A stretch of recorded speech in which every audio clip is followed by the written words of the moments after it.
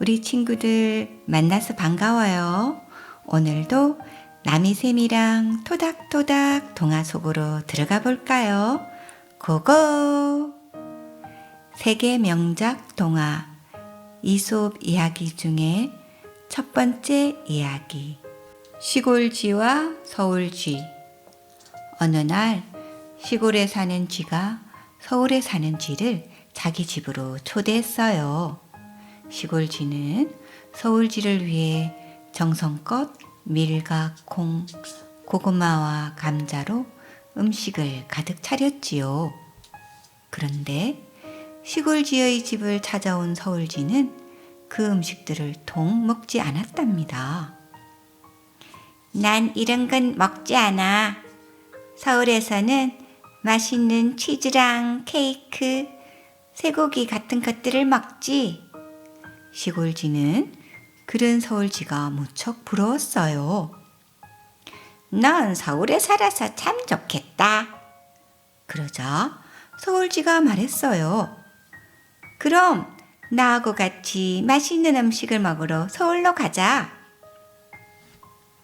시골쥐는 기뻐하며 서울쥐를 따라 서울로 갔지요.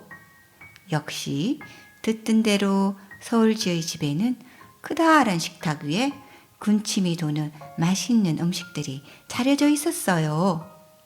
시골쥐와 서울쥐가 그 음식들을 먹으려 할 때였습니다. 갑자기 방문이 열리더니 사람이 들어와 빗자루를 휘둘렀어요. 휙! 깜짝 놀란 쥐들은 정신없이 도망을 쳤습니다. 후다닥! 맛있는 음식도 좋지만 이렇게 먹는 것보다 마음 놓고 먹는 시골이 더 좋아. 난 시골로 돌아가야겠어. 안녕. 하고는 시골쥐는 시골로 돌아왔어요.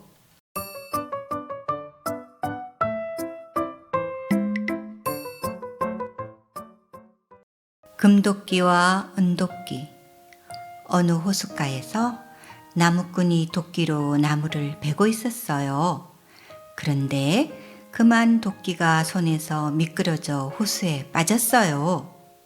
그때 갑자기 산신령이 나타나 말했습니다. 이것이 내 도끼냐?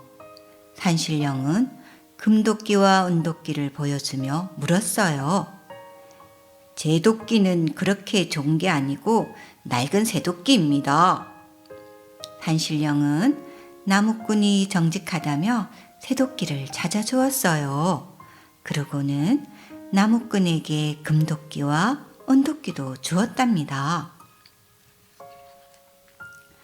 나무꾼의 이야기는 곧 마을에 널리 퍼졌어요.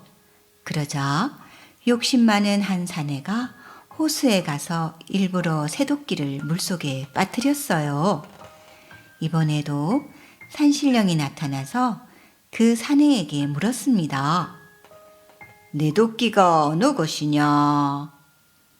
산신령은 금도끼와 은도끼를 보여주었어요.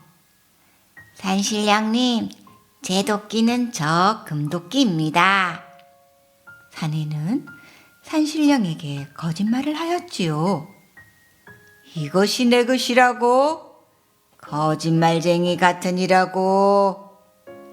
산신령은 화를 내며 물속으로 다시 들어가 버렸어요. 결국 욕심 많은 사내는 집에서 가져간 새도끼마저 찾지도 못한 채 터덜터덜 집으로 돌아와야 했어요.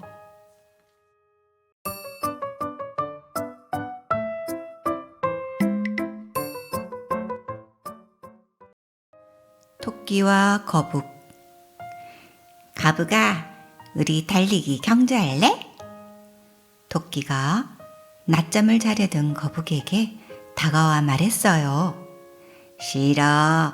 난 잠이나 잘래. 너 나랑 경주하면 질 것 같으니까 그러는 거지? 토끼는 거북을 놀렸습니다. 그래, 좋아. 어디 한번 해보자. 화가 난 거북은 토끼의 제안을 받아들였습니다. 경주를 시작하자 토끼는 열심히 달렸어요. 토끼는 한참을 달리다가 언덕 위에 왔을 때 뒤를 돌아보았지요. 거북은 저 멀리 산길속에서 느릿느릿 기어오고 있었어요. 아유, 저 너림보 여기서 한참 쉬었다 가도 되겠구나. 토끼는 안심을 하고 나무 그늘에 누웠어요. 그러다가 토끼는 그만 잠이 들고 말았지요. 이 틈에 거북은 조금도 쉬지 않고 열심히 달렸어요. 거북은 모든 힘을 다해 열심히 달렸지요. 마침내 거북은 결승점에 먼저 도착했어요. 이겼다! 내가 이겼다! 만세! 거북이 외치는 소리에 놀란 토끼가 잠에서 깨어났지요. 토끼는 자기가 진 것을 알고 발을 동동 굴렀답니다. 너림보 거북에게 지다니.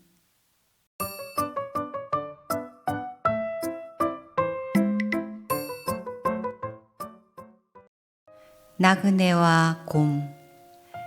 나그네 2명이 숲속을 걷고 있었어요.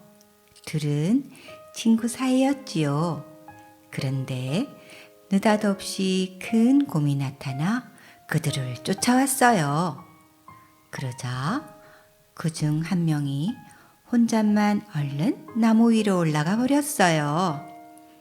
혼자 남은 나그네는 얼른 땅바닥에 엎드려 죽은 척을 했습니다. 곰이 죽은 것에는 손도 대지 않는다는 말을 어디선가 들었기 때문이었지요. 곰은 나무에 올라간 나그네를 쳐다보고는 엎드려 있는 나그네에게 다가갔어요. 곰은 코를 벌렁거리며 엎드려 있는 나그네의 얼굴 가까이에서 냄새를 맡았어요. 그러자 그는 숨도 쉬지 않고 가만히 죽은 신용을 했지요. 곰은 계속 킁킁거리다가 나무로 갔어요. 그러고는 나무 위에 있는 친구를 떨어뜨리려고 나무를 앞발로 마구 흔들었어요. 나무 위에 있던 나그네는 떨어지지 않으려고 있는 힘을 다해 나뭇가지를 붙잡았지요. 저리로 가란 말이야! 나무 위에 있는 나그네는 소리를 질렀어요. 곰은 한참 동안 나무를 흔들다가 그냥 가버렸지요. 나무에 올라가 있던 나그네는 안도의 한숨을 쉬며 내려와 엎드려 있던 나그네에게 다가가 물었습니다. 곰이 킁킁거리면서 자네에게 무슨 말을 하는 것 같은데 뭐라고 하던가? 친구를 버리고 저 혼자만 살겠다고 도망치는 자하고는 가까이 지내지 말라고 하더군.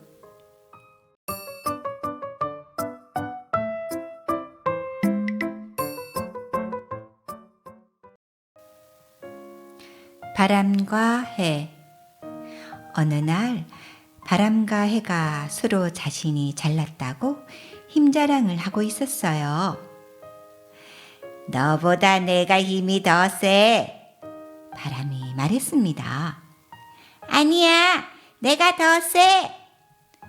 해도 지지 않고 맞받아쳤어요. 그때 한 나그네가 지나가고 있었어요.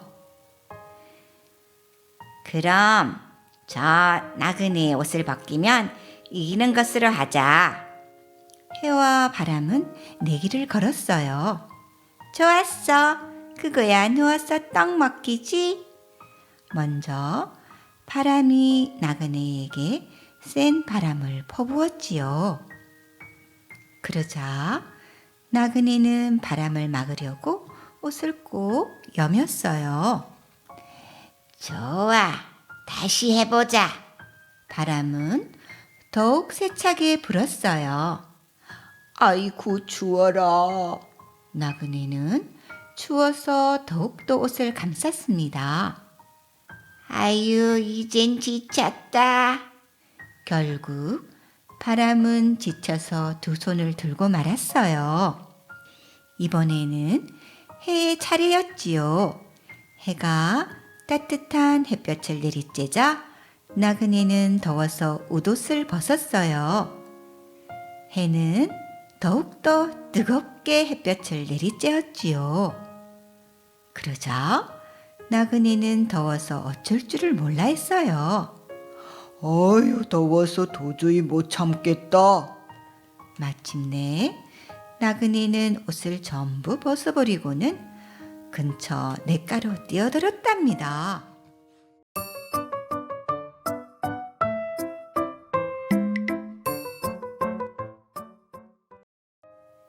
비급한 박쥐. 심한 가뭄이 계속되는 어느 더운 여름이었어요.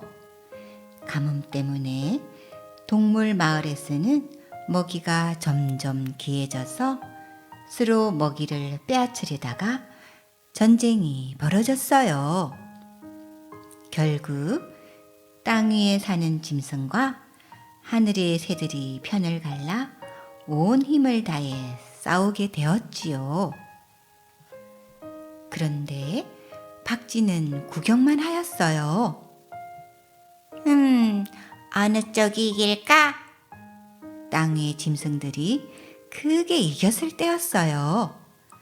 박쥐가 짐승들의 왕인 사자를 찾아가 말했어요. 저는 쥐하고 똑같이 생겼으니까 짐승이지요. 그래, 너도 짐승이니까 우리 편이지. 사자는 자기 편이 하나라도 더 필요했기 때문에 박쥐를 짐승 편에 넣어주었어요. 그래서 박쥐는 짐승들과 더불어 새들과 싸웠어요.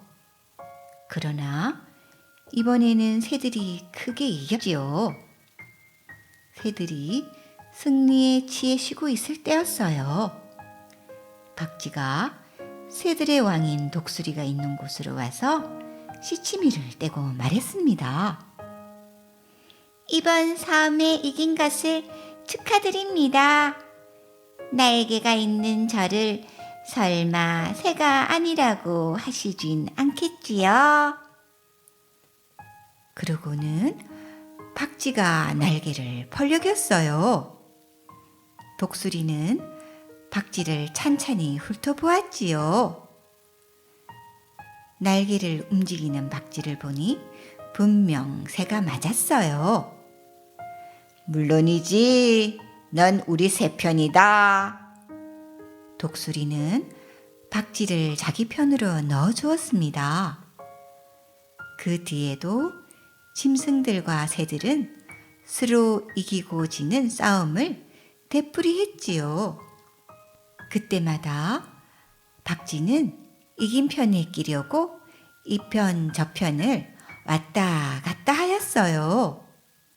그런데 오랜 싸움에 지친 짐승들과 새들은 서로 화해를 하기로 하였지요. 마침내 긴 싸움은 끝이 났습니다. 그리하여 박쥐의 비급한 행동이 짐승과 새들에게 모두 밝혀지게 되었어요.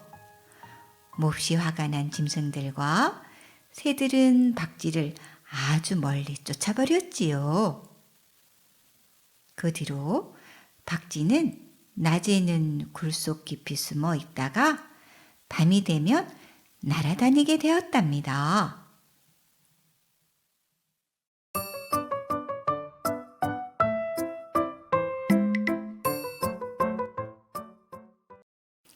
우리 친구들 이솝 이야기 잘 들어봤어요? 이솝 이야기는 세상에서 가장 지혜로운 이야기라고 생각할 만큼 재미있고 감동을 주어 짧은 이야기지만 하나하나에 담긴 것들이 마음속으로 받아들이게 되지요. 이야기 속에 담긴 교훈이나 지혜를 엄마 아빠와 함께 생각하고 이야기해 보세요. 다음 시간에도 재미있는 이야기로 다시 만나요. 안녕.